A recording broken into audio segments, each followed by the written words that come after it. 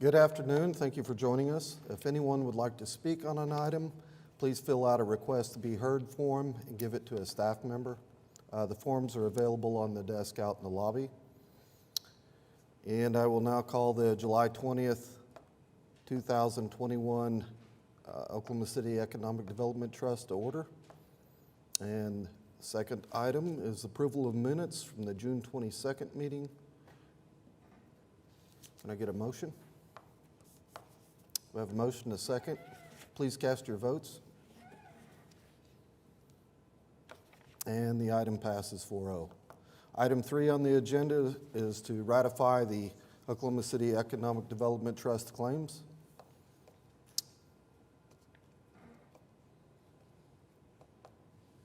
We have a motion and a second. Please cast your votes.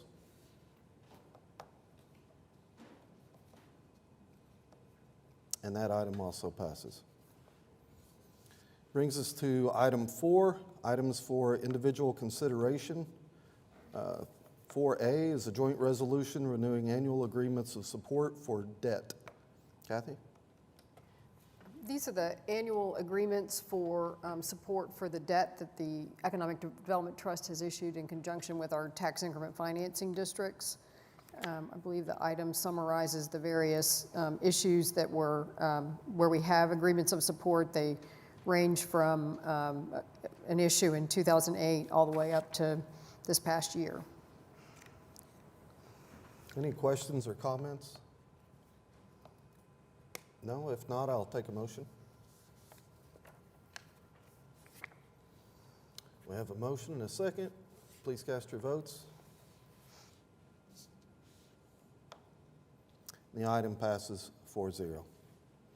That brings us next to item 4B, a joint resolution approving an allocation of a total amount not to exceed $700,000 from TIF 2 and $2 million from TIF 8 for the relocation of Griffin Communications. This is an item that went to the Tax Increment Review Committee last week that is designed to provide an incentive package to Griffin Communications to help them move their headquarters to downtown Oklahoma City to the Century Center. David Griffin is here this morning, the president and CEO of Griffin, and he would like to make a brief presentation, and I'll probably add a few comments at the end. Thank you guys very much. Thank you, Kathy. Before we get started, I want to thank Mayor Holt and Kathy O'Connor for making this transaction happen. Without their support, I wouldn't be here today, so thank you very much. And this actually got started at a dinner that the mayor and I had at the Oklahoma City Art Museum 2 years ago. I'd mentioned that we are looking for a possible new location to house News 9, and as we talked things through, the mayor said, well, what about the Century Center? I said, well, you know, the Oklahoman's there, so, but their space kind of needed some shuffling around, and I said, we'd love to do it. But after 2 long years, we were able to announce it last week. And let me tell you about that announcement. So it was a Teams meeting. Since COVID, we've gone to Teams for our staff meetings. And the newsroom was in a conference room. And our newsroom is made up of young professionals from all over a lot of them from all over the country. So when we announced that we were acquiring the Century Center, they stood up and cheered. Now, somebody who moved to Oklahoma City 30 years ago, and before maps and before everything, it made me incredibly proud to be part of something bigger than ourselves. So it was very, very exciting for me. I do want to take a moment. I've got some of my team here who are instrumental in negotiating the agreement between the Oklahoman and the current owners, 100 Main. We've got Kathy Haney, Vice President of Human Resources, Tony Lopresto, our Chief Financial Officer, Tony Welch, our VP of Investments, and Steve Forrester, our Chief Investment Officer. So I don't know what you all know about Griffin Communications, so I'll give you a brief history. It was founded in 1908 by my grandfather in McAlester, Oklahoma's Griffin Grocery Company. Many of you all know Griffin Food Company, jams, jellies, syrups. My grandfather started that. He moved to Muskogee in 1923, and in the 20s he realized that he's got some products that he wanted to sell, but what's a great way to do that? Radio. So he got in the radio business. And he passed away in 1944, and after the war, my father took over the business and realized television was going to be an important part of our community. My father passed away in 1985, and my mom and my brother and I, my brother's my business partner, were left with a TV station in Oklahoma City and a food manufacturing in Muskogee. And we determined what we wanted to do was focus on the media in the state of Oklahoma as our core strategic anchor. So in 1994, we restructured the ownership. We had one TV station. My brother still owns a food company, but we had one television station that we focused on. Today, 25 years later, we have 2 TV stations in Oklahoma City, 2 TV stations in Tulsa, 5 Tulsa radio stations, a statewide radio network, a growing outdoor, both digital and static, and a thriving digital business. In the future, our goal is to have more outdoor billboards and expand our digital operations. And one thing that we would love to have is Oklahoma City Radio. And we feel that it would be a great service to our community if we could create a statewide news talk, potentially sports talk radio station across Oklahoma to fill a void that is much needed in this state. So no promises there. We'd love to have it. They don't come up for sale very often, but we think that would be a fantastic addition to downtown Oklahoma City. So since 1994, when we kind of started Griffin Communications, we've grown from over 125 employees to now over 400 statewide, with approximately 200 in Oklahoma City. So why are we moving? Well, first off, our current location is over 70 years old. As you can imagine, it's not ideal office space. So we need to make a move for that. Secondly, we're at a point where our core technology in our building needs to be replaced. This includes news production gear, switchers, audio boards, very big, expensive equipment. Plus, our news set needs a major refresh or a replacement. And all of this amounts to about a $6 million investment. And if we place that equipment in our existing location, we're going to be there for the next 10 or 15 years. So it's a really, really important time for us to decide where do we want to be. Lastly, 10 years ago, we had kind of a similar situation in Tulsa. And we teamed up with the George Kaiser Family Foundation. And George wanted to build out an arts district in Tulsa, and he wanted us to be the anchor. The impact has been pretty extraordinary. Our employees, feel great pride about being in downtown Tulsa, being great pride about being in the arts district. The support of that area through television news, radio, which we have there, has just been incredible also. The result has been a thriving district, and that's really what we want to accomplish here in Oklahoma City. And we feel that us being downtown will allow us to do that. I do have a short video that, oops, sorry about that.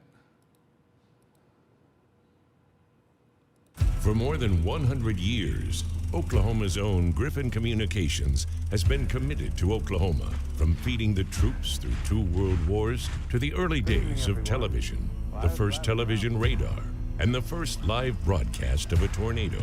Griffin has been there, and our mission of keeping Oklahomans safe, informed, and entertained is even more relevant today. That commitment to Oklahoma will continue in our new home, in the heart of the city and state that we love and serve.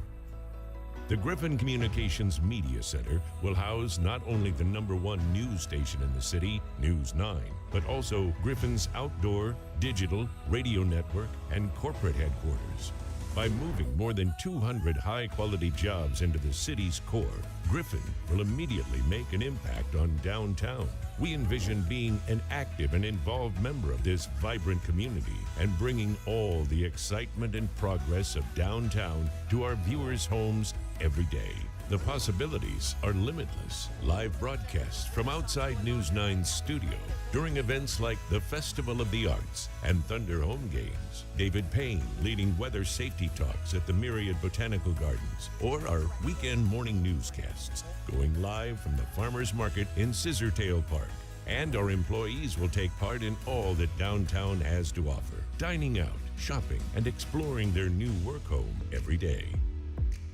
Additionally, Griffin is working with the Inasmuch Foundation, the University of Oklahoma, and others to explore the creation of a world-class media space inside the Griffin Communications Media Center. The Media Innovation Collective, the MIC, would be a central hub for nonprofit and for-profit media organizations and individuals where they can share resources to cover critical issues facing the state.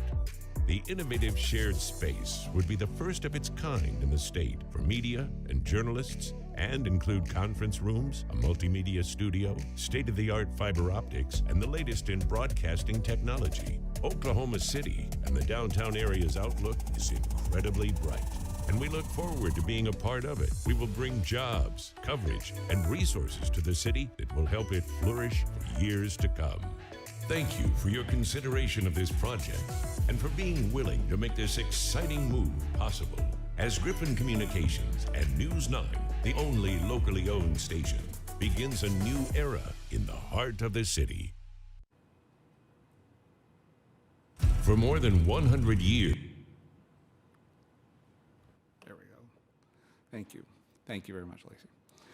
What we hope to build, as you can see in this video, is a thriving home for Griffin Communications companies, which will last well beyond me. I was here recently this summer with my son, and we walked, or we drove past the building, and I just right up the street, and I said to him, yeah, we were bidding on this building, and it was touch and go most of the year, whether we were going to be able to do it or not. And he said, Dad, that's a really cool building. So he's 21 years old in college. And then I had to tell him, I said, well, this deal is not going to go through. And at the end of the day, whenever we were able to make it happen, he was so excited. So that made me feel really good about the future of his interest. We also hope to create a media innovation hub, the MIC. And what I want you to think about is it being Griffin Companies, which is our 200 employees, the Oklahoman, which we've successfully negotiated an agreement with them to remain in the building, which is very important. So they're going to have their 70 employees there. And then there's space there that we're going to contribute to, we're going to explore with the Inasmuch Foundation, OU, and other universities about being a space for journalists, nonprofit journalists, and students to come and collaborate. So you've got our 200 plus the Oklahoman plus this veteran nonprofit journalist and young college students all in the same space bumping into each other, covering the important issues of the day. So you take a building that is virtually empty today to something I think that can be incredibly exciting. Additionally, we want to make sure the current tenants, the YMCA, doctor's offices, restaurants are all part of a very healthy building, and these amenities are really critical for a healthy downtown, and we want to make sure that they thrive. So we're here today to ask for your support.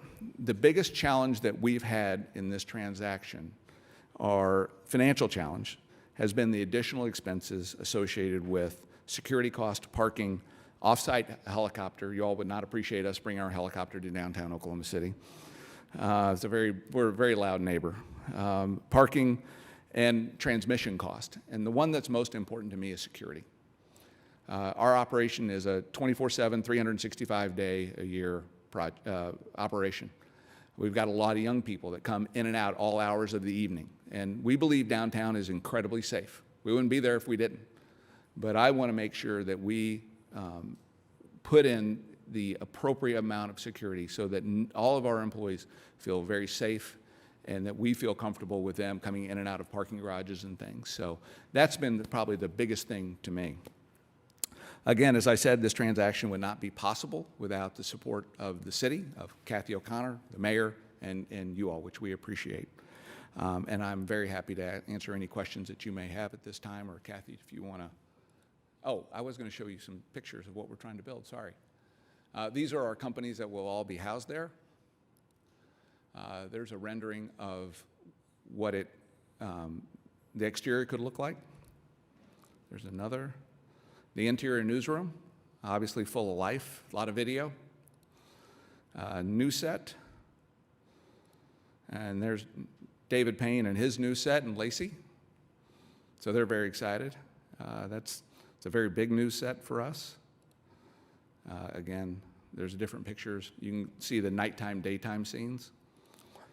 Morning set, breaking news set. Another afternoon, 5 o'clock news, 4 o'clock news set. There's David Payne. He has hair in this video, so we can't promise that. And I'm happy to take questions. Kathy, do you want me to click the next slide?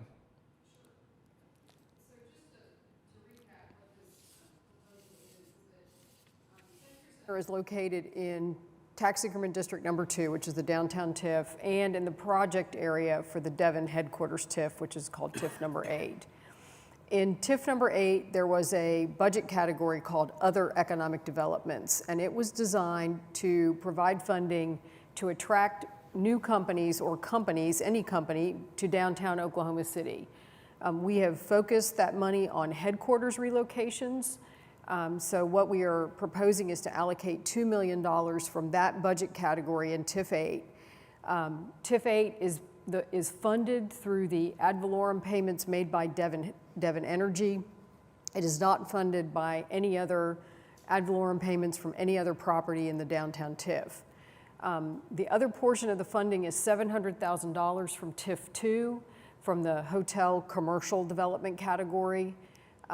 In that $700,000 is tied to the acquisition price of the building plus the over $10 million in tenant improvements and FF&E that they plan to make to improve the building. So $3.4 million in remodeling and retrofitting, and then $7.1 million in broadcast equipment, technology, and other kinds of FF&E.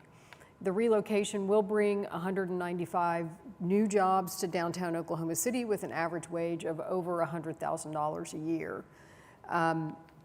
Just as a little bit of some of you have been on the trust long enough to remember when we did a similar deal to attract OPUBCO to the Century Center and to fund the renovation, the original renovation of the building. So that project had 3 components. It had a $1,250,000 allocation from TIF 2. It had an $800,000 loan from TIF 2 that was non-forgivable.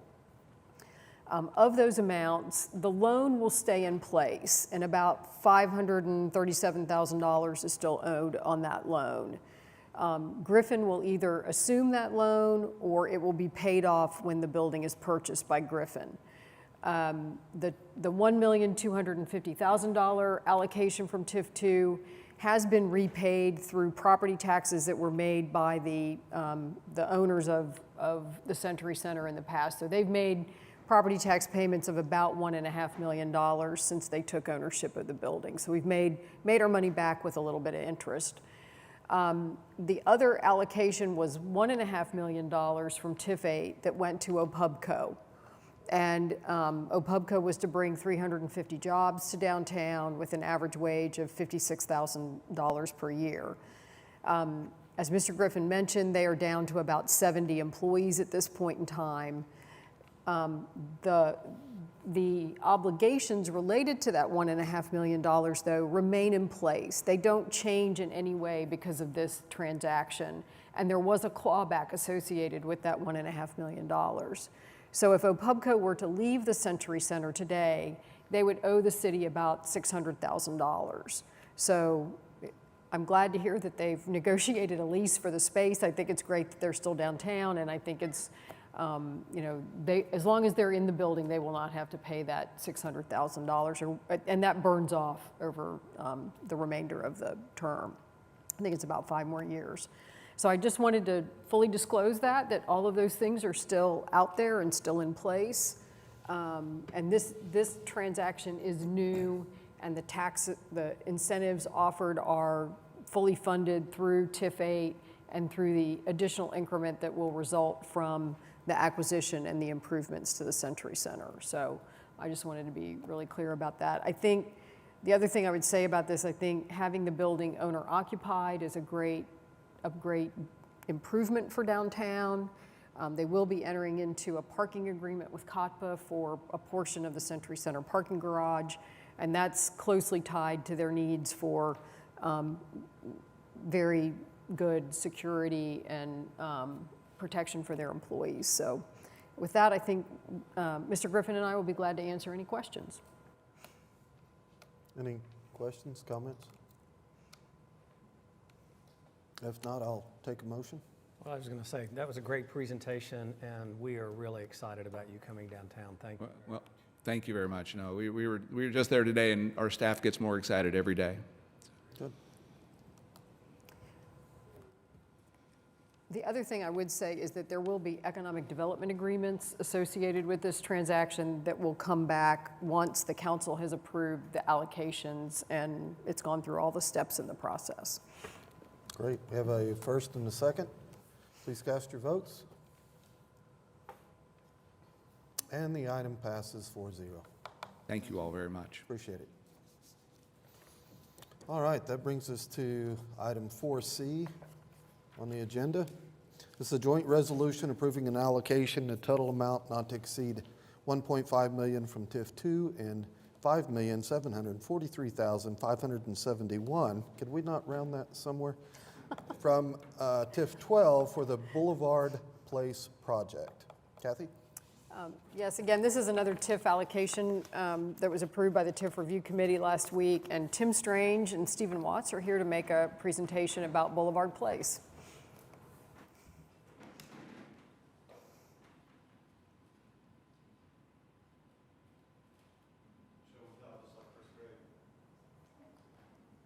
It's good to be able to meet in person and see these things. After the meeting so folks can see it up close and personal. So thank you, Kathy. Thank you, Mr. Chairman, Madam Vice Chairman, and trustees for the opportunity to make this presentation today. I'm Tim Strange, Chairman of Rose Rock Development Partners, developer of Boulevard Place. This is the building. What you're looking at is the front of the building here, facing Oklahoma City Boulevard, with the parking garage behind it to the south. I'd like to introduce the rest of our team that's here today: Stephen Watts, CEO, and Ashley Smith, who is our Senior Vice President and General Counsel. So as you know, the location of Boulevard Place is at the corner of E.K. Gaylord, Shields, and the Oklahoma City Boulevard, immediately east of the Omni Hotel and north of the new parking garage. Thank you, CAPA, for building that garage. We will be leasing spaces from CAPA in the garage. So the backstory on the project is that Rose Rock Development Partners was named the conditional redeveloper of the site in June of 2018 after an extensive RFP and competitive process. We've been working diligently since that time to characterize the environmental condition of the site, to determine the type and the extent of the contamination. There was actually a gas plant on that site at one time, and so there's benzene in the groundwater, so that's been problematic for us. We've had to deal with it. And that was before OG&E occupied it last, as you may remember, a communication building. It was, I think, the gold building there. We have been working with the city, Okura, OG&E, the Department of Environmental Quality, and HUD, who is doing our loan, to develop a remediation plan that would satisfy them once complete, once all the remediation is completed and the levels are acceptable to ODEQ. That would then allow us to get a no further action letter from ODEQ, which would satisfy HUD as to the environmental condition of the site being clean. The sign-off on all of this effort and negotiations was completed last fall. We then made our application, our pre-application to HUD for our loan, and we received our invitation to make our firm application in April of this year. We're in the process of doing that right now. This will lead to submitting our firm application this fall and closing on the land and construction starting in early 2022. It's been a long process, and I do want to thank really just about everybody in this room: the Alliance, Okura, the City of Oklahoma City, OG&E, and ODEQ, the TIF review committees, and of course you all. Everybody's just done a tremendous amount of work. They've all worked very well together. I've just been so impressed with how everybody's rolled up their sleeves and worked to try to figure out how to get this done. So thank you all very much. Now I'd like to show a video of the project. Lacey?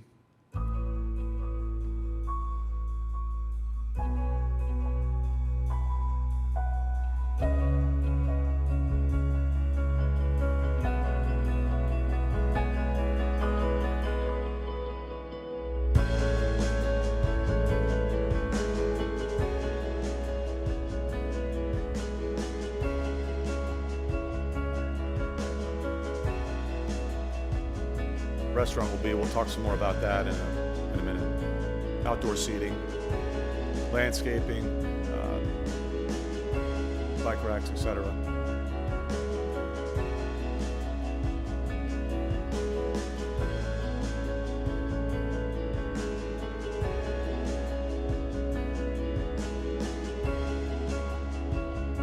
This is the front entrance to the building, the property. And we will have some balconies on the units. This is the pool shown at the top level, but actually it's been moved to the ground floor, and you'll be able to see that on the model. We will still have the outdoor seating, grilling, fire pits, gathering areas. And this is the ground floor outdoor seating for the restaurant that will be on the corner, facing the caddy corner from the Chesapeake Arena.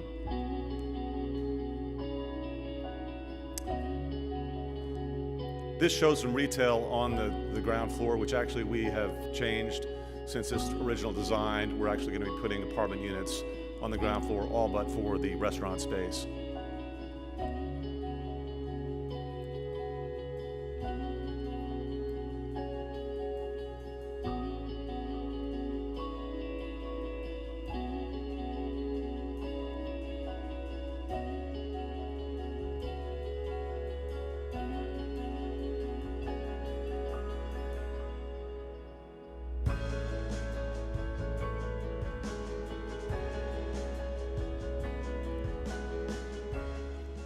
Okay, Stephen, why don't you come up and tell us a little bit more about the project? Yeah.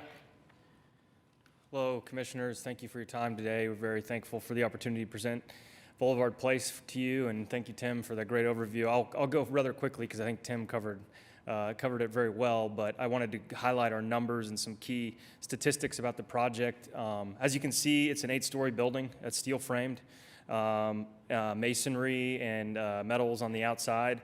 It'll be a very attractive entrance to this part of downtown and highlight all the new investment in the Court Shore area. Currently priced at our lowest unit at $1,050 per unit. Total number of units, 265.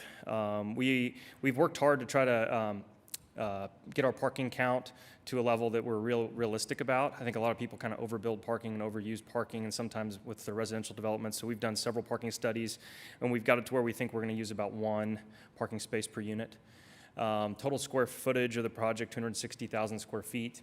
As Tim mentioned from the original video you saw, we've actually increased our unit count. I think we were originally at 252. Now we're at 265. We took out some of that retail on the northeast corner there and have come back with additional units. And we have 1 space left where we've got a LOI with a strong restaurant user on the hard corner of Robinson and Oklahoma City Boulevard for 5,000 square feet. We're purchasing the land for $2.46 million. And the total project costs are at $71 million now. When we first designed this project, we really wanted to create something that activated the ground floor. We think this will be a very walkable area, especially with people parking in the parking garage, headed to the arena, headed to obviously the Omni and the new convention center. And so we did want to create that walkability, even with units on the northeast corner.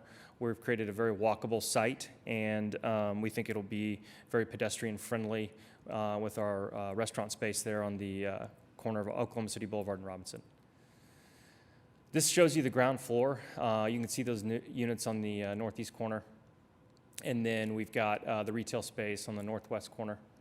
And on the, you can go ahead and advance. The top floor here, as you can see, we still have a rooftop terrace. Most of our amenities are on the 8th floor that aren't the pool deck, which is on the ground floor. So we have a workout facility, a community room. We have a business center and obviously the rooftop deck. It'll have currently planned for hot tubs and grilling area. Going through the unit count, we've got 41 studios, 156 1-beds, 63 2-beds, and 5 3-bed units. We are setting aside 36 units for workforce housing.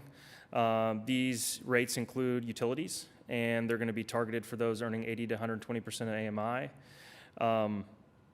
We are voluntarily doing this in conjunction with the Alliance to set aside these units.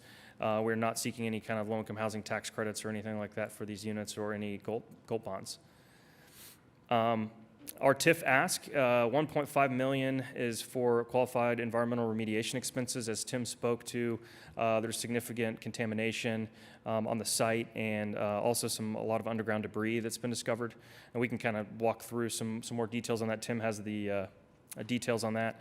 And then the annual TIF rebate for 10 years, not to exceed $575,000, will be a pay-as-you-go TIF for our project to help with all the additional expenses and the significant cost of building this type of project in downtown Oklahoma City.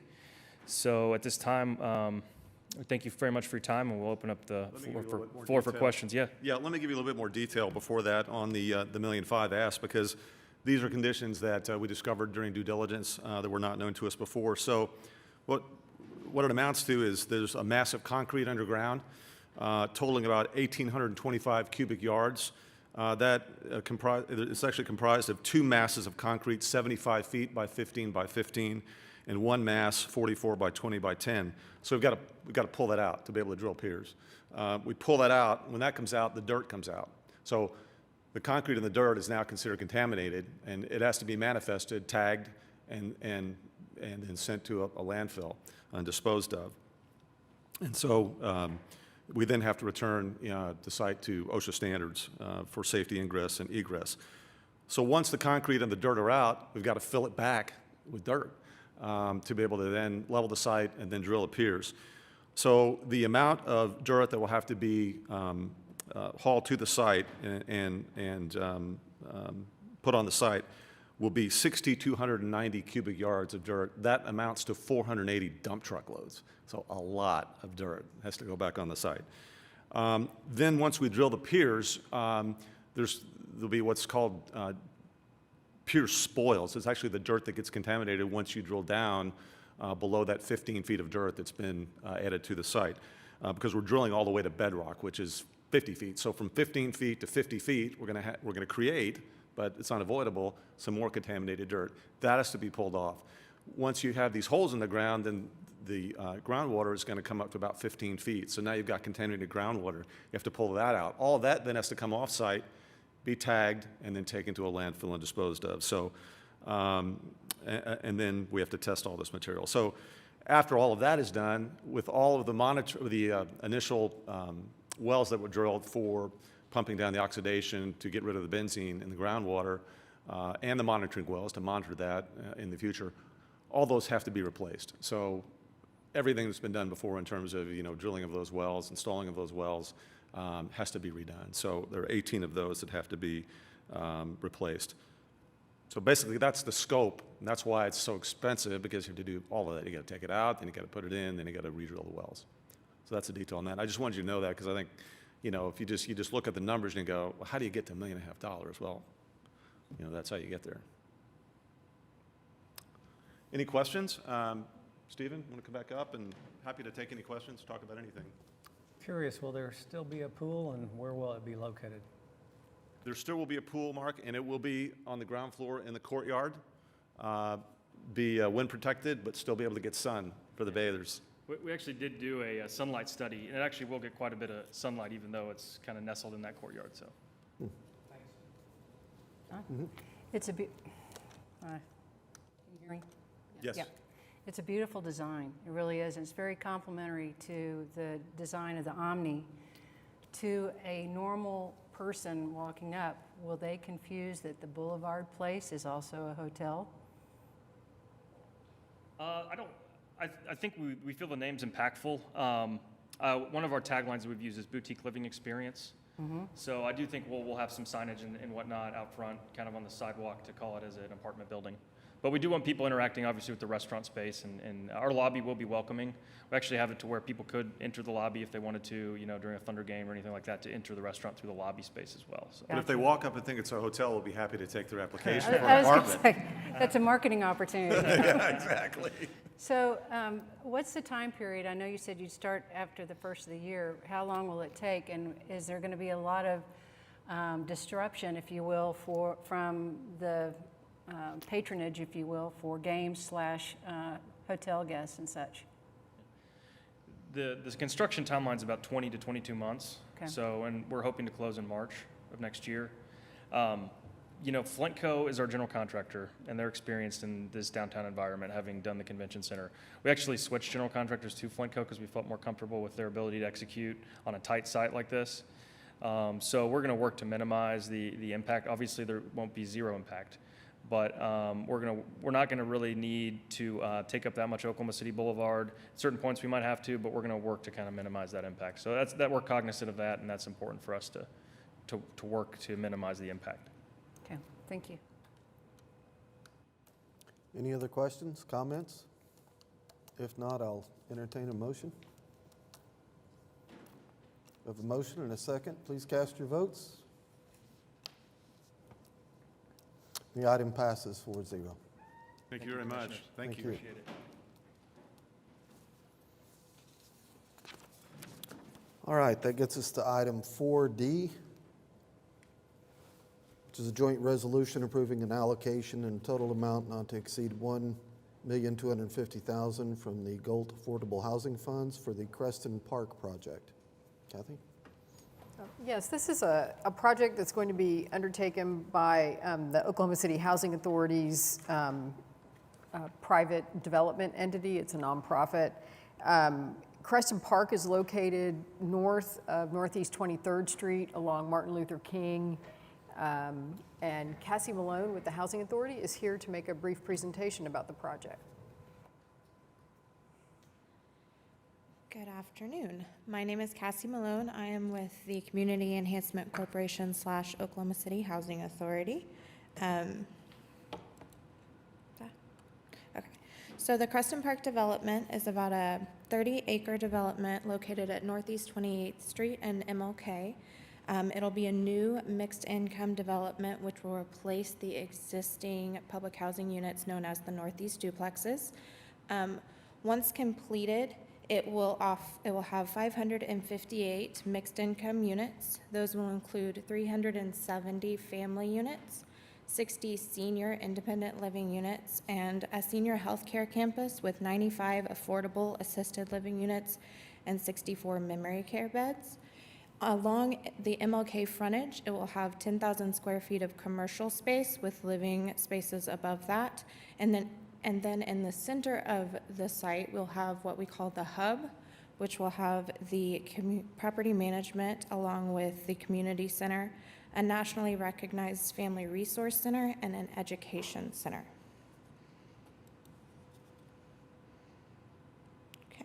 So this kind of illustrates the overall site location. It's in the part of the urban core, or along in the northeast part of Oklahoma City.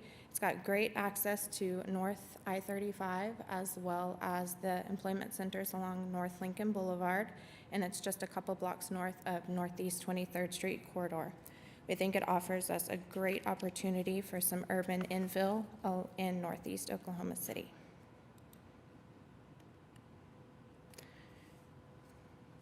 Okay, a few of the key amenities that'll be part of the new neighborhood are a mixed-use building along MLK, which will have on the ground floor a commercial kitchen, incubator, and culinary workforce development school. Along the western part of the property, in between the housing units, we'll have walking trails, and it'll be a linear park going north-south. These will have pocket parks and also smaller playgrounds. They'll also have something similar located in the center of the development, which will act as a good connector for the existing neighborhood to the east. In the center of the neighborhood, we have the hub. Adjacent to that, we'll have large playgrounds and a swimming pool. Just to the north of that will be some open green space, which we will use as activity fields for the neighborhood. Northeast 28th Street is going to be the gateway into the neighborhood. This street will have an enhanced neighborhood streetscape, which will improve connectivity and be pedestrian friendly for the neighborhood and surrounding areas. Sorry. Okay, wait. Sorry.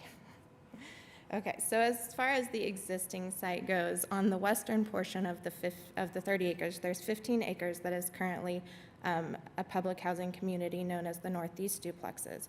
It has 159 units. 72 of those are duplexes, and then 15 of those are single family. In 2016, OCHA targeted the duplexes due to their amount of deferred maintenance and capital needs, and we have limited funds available to remedy that situation.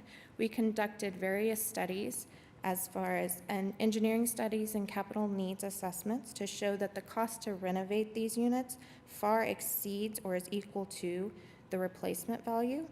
So in order to move forward, we decided to go ahead and look at a holistic redevelopment of the site. In doing so, we purchased the adjacent undeveloped 15 acres directly to the east, and this allows us to have a total of 30 acres in which to build the new mixed-income Creston Park neighborhood. As far as the existing 159 public housing units, we will secure project-based Section 8 vouchers with HUD's approval. This is done through a Section 18 demolition disposition application. This is basically the official government approval process, which allows public housing authorities to remove their units from their inventory. With this, there are federal guidelines that influence what we are able to do with the property in the future, as well as the relocation of current residents. So as part of that, the Housing Authority is required to provide comparable housing for all existing public housing residents of the duplexes, and also required to offer relocation assistance and counseling. At this time, we are currently working with residents living on Northeast 28th and Northeast 29th Street, and to do relocation. Once we complete relocation of those 95 units, we'll move on to the south and start working with residents living on Northeast 26th and 27th. Okay, this thing just is baffling me. So as far as the housing types for the new construction, we have various ones. We have mixed use, which will be along MLK. This is the commercial space with apartments above. We also have a single-story fourplex cottage, which will have 2 and 3 bedroom unit types. We have stacked flats, which will have 2 and 3 bedroom unit types, as well as townhomes. These will cover a majority of the site and will have 2, 3, and 4 bedroom units. Additionally, we will have multi-family flats. These will be both age-restricted and non-age-restricted. They will mostly be studios or 1 bedrooms, and the age-restricted units will serve as our designated independent senior living units. Okay. The entire project will be completed in 3 phases. Phase 1 has a budget of approximately $40 million. It has secured tax credit and bond approval from the Oklahoma Housing Finance Agency. We anticipate constructions to begin in the 4th quarter of 2001. In addition to the tax credit and tax-exempt bonds, we also have a number of other sources dedicated to its capital stack, including energy tax credits and National Housing Trust Fund monies. Despite being nearly ready for construction, various factors from 2020 and 2021 have led to a funding gap. This leads us to ask for the GOLT funds. This gap was created in combination of lower tax credit pricing due to a surplus of LIHTC deals on the market, as well as rising construction cost. So with the GOLT funding to fill the gap, we will be able to stay on track with the project, as well as be able to start construction before the end of 2021. We have later phases planned to start in the summer of 2022. So with that, we are excited. The Housing Authority and the Community Enhancement Corporation are excited to get to redevelop the Northeast Duplexes site, as well as the construction of the new mixed-income premier urban neighborhood in Northeast Oklahoma City. So that's that. I open it up to questions. So phase one total cost is 40 million. What's the cost on phase two, please? Phase two, I would have to get back to you on that. That's fine. I think it's a I moving think it's about target. 61 million. Okay, is what thank you. we have in our report. As you mentioned that you are working with the current residents. Whenever it's time for them to go into the new design, will that be something that they are going to be able to afford as you're working with them, or what is that going to look like for those new tenants? Yes, so if the current residents do choose to return back to their neighborhood, they would be able to afford it. A good majority of these units, I believe it's over 50%, are project-based vouchers, which is similar to a Section 8 voucher, except it's attached to the unit, so that resident would still only be paying for 30% of their income. Okay, thank you. Any other questions, comments? If not, we can go ahead and entertain a motion.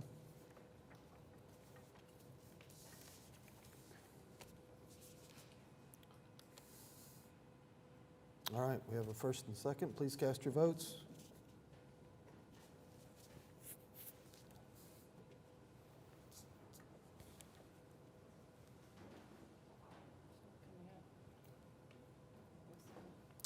Are you on presentation?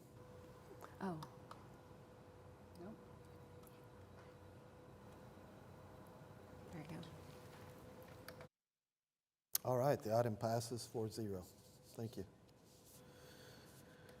Next up is the joint resolution, item E, for approving an allocation total amount not to exceed $500,000 from TIF 2 for ancillary infrastructure. Kathy? This is an allocation from TIF 2 to help us fund small infrastructure projects within the TIF 2 project area. In the past, we had a budget allocation of $300,000 that we had allocated at about $60,000 per project over the last several years. This is a similar kind of allocation where we could divide it up and just use a little bit to make minor infrastructure repairs throughout downtown. Any questions? If not, I'll take a motion. We have a first and second. Please cast your votes.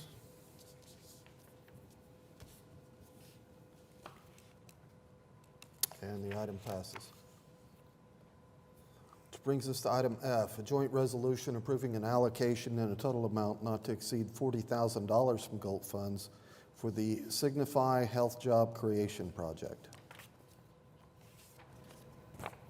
Is it 40,000 or, okay, it's Oh, 400,000. over here it says 40. But that's not official. This is for Signify Health. This project is 224 new jobs in Oklahoma City with an average wage of $46,000. We do have Craig Oglesby with the company here to make a brief presentation about their location in Oklahoma City.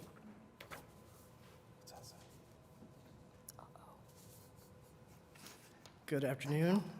I want to thank the Trust for allowing us to speak today. So, Signify Health is a national leader in value-based healthcare. We approach from a human-centered approach. We have a premier customer base, and we're driving healthcare homeward. Homeward is a key term. It is one of our missions and one of our goals, and we'll talk about it here a little more shortly. But, what does all this mean? Healthcare is actually undergoing a huge shift in America today. There's unsustainable trends. It's driven by a broken model. And by that, what I mean is we have a fee-based model that has been used for decades. We all know what that means. Fee-based being how many tests, how many services, how many items can we pad onto someone's bill after they undergo a procedure. That is a broken model. It's driving up healthcare costs.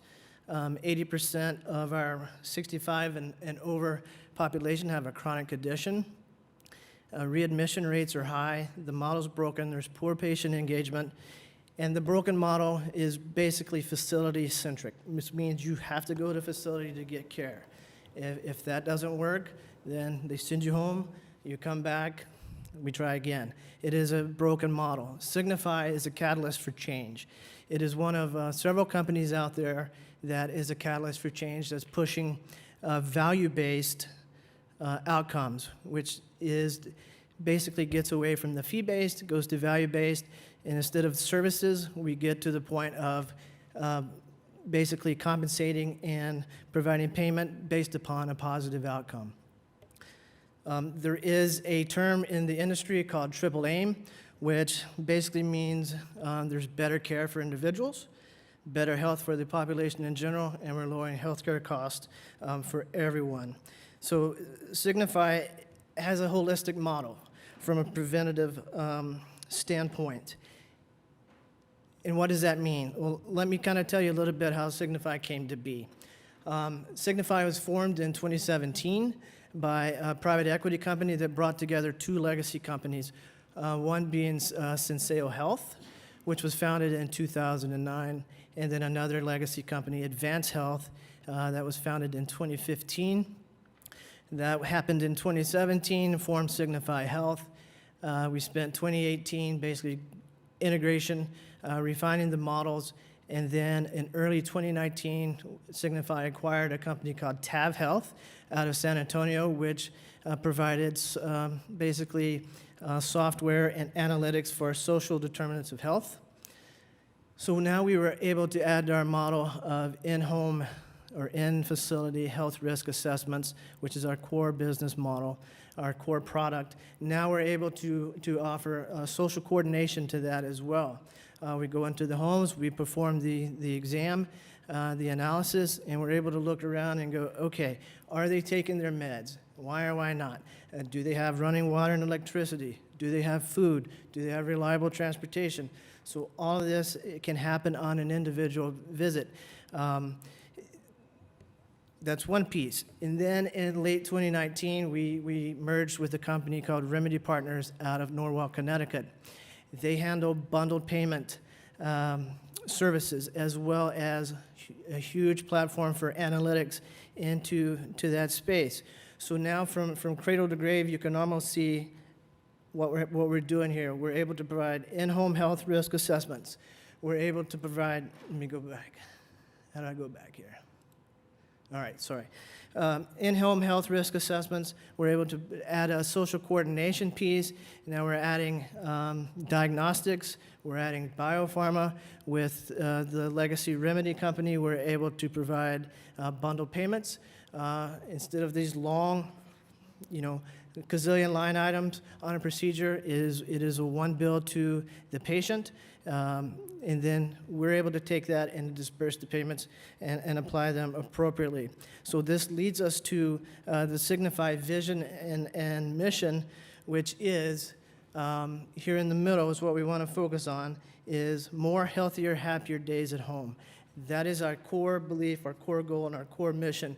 Here on this slide, you can kind of see our value-based programs that we provide, and on the right, you can see some of our marquee clients. But homeward, as I mentioned, is a key cog in our wheel, is what does it mean for Signify? It means that we're basically activating the home as a key part of the care process. So on this slide, you see our health and community services. We have two divisions, health and community services, episodes of care services. The health and community services are the legacy Senseo and the legacy Advance doing our in-home health risk assessments, as well as the TAV acquisition, which provides a social care coordination piece. And then our episode of care services is the legacy Remedy acquisition, which provides episodes of care and bundled payment services. So this past year, we did over 1.4 million in-home assessments. We were able to increase discharges home earlier by approximately 15%. Driving patient home, healthier, happier days at home. We all know that you're more comfortable at home. We know that your stress level is less at home. And let's be honest, if we're always in a facility, what are in facilities? people with illnesses. So as the aging population continues to visit facilities, they have more exposure to other disease or other viruses that could increase readmission rates. So we're helping to reduce readmissions by approximately 10%. How does all this work for Signify? Signify could not do what they're doing without a very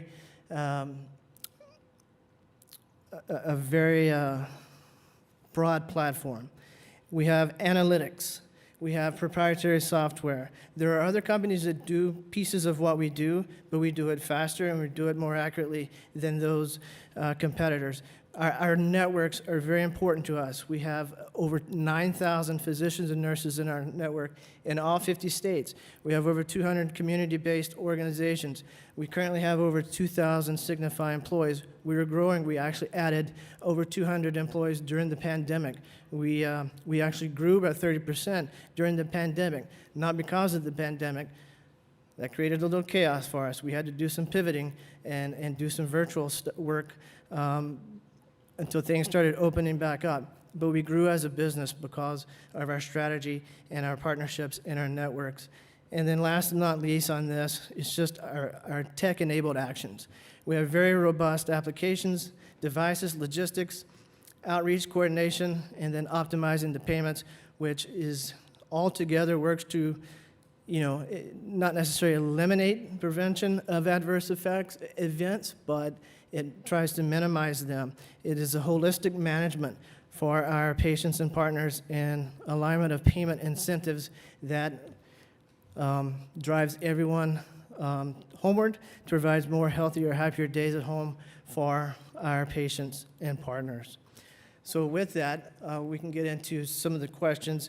We were provided a template by the Chamber, and I just want to provide as many answers as we can in the time we have allotted. Signify, as I mentioned, founded in 2017, but the roots go back way further than that. What do? We do in-home health risk assessments. We do diagnostics. We do bundle payments. We do social care coordination. And our partners are health plans, a lot of Medicare Advantage, a lot of IPAs, health system and owned health plans, and other at-risk entities. That is the core of what we do and our core customers. We have two other call centers, one in Dallas and one in Rapid City, North Dakota. We have contracts that are basically forcing us to scale quicker than we had originally planned, but growth is a good thing. We just cannot scale quickly enough in Dallas, and there's just competition is crazy in Dallas. And then in Rapid City, just due to population, we can't scale quickly enough there as well. So we consulted with a labor and analytics consultancy who did a really in-depth research and survey for us, and we came up with half a dozen different cities across the United States that would be good markets, or what we perceived as good markets for us, Oklahoma City being one of them. And quite honestly, the incentives that are potentially out there are needle movers for us, and so we appreciate the consideration there. We are currently looking at 3 different locations here in Oklahoma City. We haven't nailed down an actual location yet. The target location we had actually got leased before we could finalize an agreement. But I will tell you, 2 of the locations are in Ward 2. 2 are in Ward 7, and then 1 is in Ward 1. As mentioned, we're estimating 224 jobs. It could be more than that if we're able to scale. Average wage, 46 to 49,000, but it depends on many variables. I will say the commissions are uncapped for the member engagement coordinators, so they could make well north of that, and we do have people that do make well north of that. A great compensation package. As you can see here, medical, dental, vision, life insurance, 401k, employee stock plan, and a very generous paid time off plan. We just went from your traditional PTO time last year to what we call unlimited PTO but that's a misnomer. It just means you have flexible PTO that must be approved, but there's no actual true limit, if you will, within reason. So that is a huge benefit. And then lastly, questions about the OKC MSA. Tons of volunteer, tons of community partners, and we hope to add Oklahoma City as one of those as well. I'm happy to entertain any further questions. Go ahead. I apologize if you said this, but in terms of how this operation in Oklahoma City, will it be in the same, geographically, do you divide it up in terms of your membership outreach and engagement, or is it national? It would be national, Okay. and it depends on our partners. So just take one of our partners, Humana or Aetna. They may have regions where people from Oklahoma City would be calling in certain regions, but it would just depend upon the contract at the time. I also have a question. When you said the average annual wage, what was the example of one of those roles? That for is that a wage? member engagement coordinator. It would be outbound telephone, telephony. So Yes. kind of call center type of role? Correct. Okay. So how that works is we partner with these, with our network, and they provide us a list of their patients. We contact them. We schedule appointments for the physician network. They go out and they do the in-home assessment, diagnostics, relay, upload that information on their devices. It goes straight into the carrier, the insurance providers, and voila, we have a health risk assessment completed, and then the other follow-on services are available at that time too. And we did 1.4 million of these last year. Any other questions?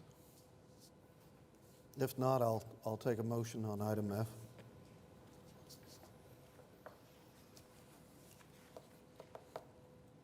We have a motion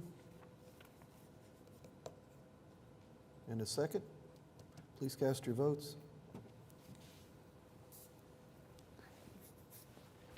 And the item passes 4-0. Thank you. Thank you for your time.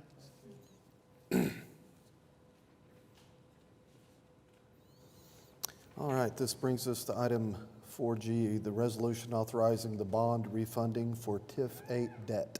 Kathy? Yes, and Angela Pierce is here this afternoon to make a presentation about this item. Good afternoon, Angela Pierce, Assistant Finance Director. I'm excited because I'm here today to follow up on the good news that I brought you at your last meeting. If you'll recall, at the last meeting, we talked about refunding 2 of your bonds from 2013.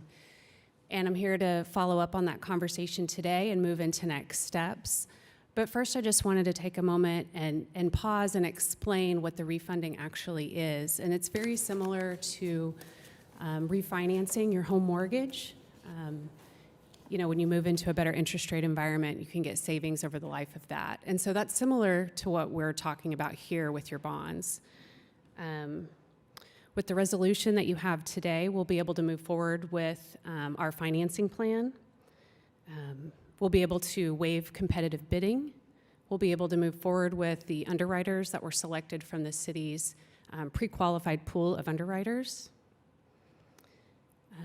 We'll be able to move forward with the financing documents, including execution and delivery of all the necessary documents to complete the financing.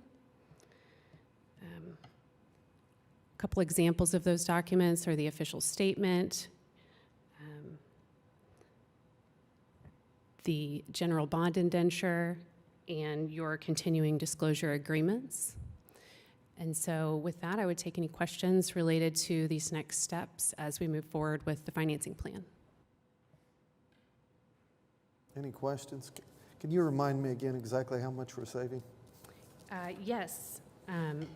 So we ran the numbers again yesterday, and we're just shy of 15 million in savings, which is about 15.5%. Awesome, thank you. If there's no other questions, I'll take a motion on the item. Got a motion and a second. Please cast your votes. And the item passes. Thank you. Those are my favorite ones. You like saving You like I saving like money? saving money.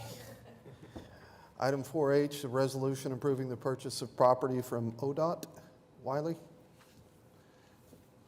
Yes, I need to make you aware that after our agenda was put to bed, the lawyer in my office who was handling the discussions with ODOT came and informed me that she believed ODOT had made a miscalculation in the offer they made to us to sell them the property, or the offer they were making to us to buy the property from them. So we put on the agenda the amount of $163,384 for these parcels of land and a release of an easement, when the actual amount calculated by the cost per square foot should be $155,896. So I would ask that you entertain a motion to amend the resolution in your packet to switch that number. I'll make that motion to amend the resolution. All right. And in a comment, you like saving money. I do like saving, We are saving money. Saving money. but we're spending it at the same time, so it's not We're spending less. quite so- as good. All right, we have a first and a second. Please cast your votes. That was for the amendment, yeah. Do what? And then I'll make a second motion to approve the amended resolution. Okay, thank you. That item passes 4-0. I think you have to vote again.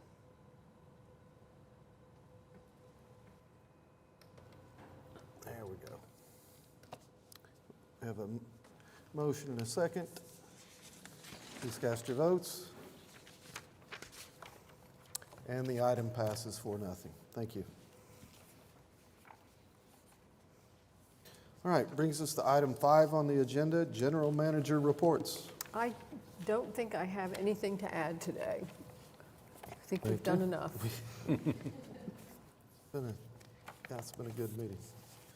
All right, item 6, do we have any comments from staff? Trustees?